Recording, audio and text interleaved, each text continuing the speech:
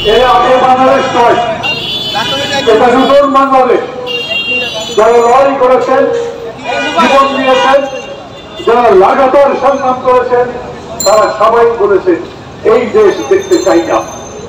যেই দেশে হাট সামনে হয় সারা পেছনে যায়, যেই দেশে প্রতিনিয়ত গ্রেপ্তারের ভয় পায়, আয়না ঘরের ভয় পায়, মৃত্যুর ভয় পায়, আহাজারি করে, সেই দেশ চাই না।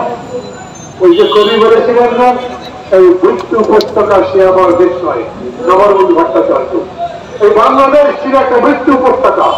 আমরা সেখান থেকে জীবন ছিনিয়ে পদ্ধতিতে লড়াই করেছি এবং জিতেছি। আমি এদেরকে যে বীর সেনানীরা এই লড়াইটা শুরু করেছেন এবং শেষ করেছেন, এদেশে প্রায় প্রতিটি গণ আন্দোলনের ভ্যানগার্ড, অগ্রণী বাহিনী, অগ্রণী সৈনিক, সেই বীর ছাত্রদের গভীর শ্রদ্ধা জানাচ্ছে।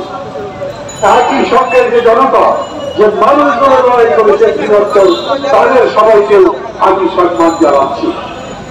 আমি একটু আগে আপনাদের বলেছিলাম কেন তারা জীবন দিয়েছে, একটা নতুন বাংলাদেশ করতে, যে বাংলাদেশে অবিচার থাকবে না, শোষণ বৈষম্য থাকবে না, মানুষের মর্যাদা থাকবে, মানুষের কথা বলার অধিকার থাকবে, গণতন্ত্র থাকবে, ভোটাধিকার থাকবে, সেই রকম বাংলাদেশের জন্য।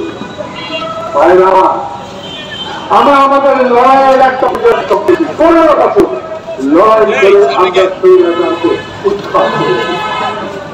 এখন আমাদের লড়াইয়ের নতুন পর্যায়ে শুরু।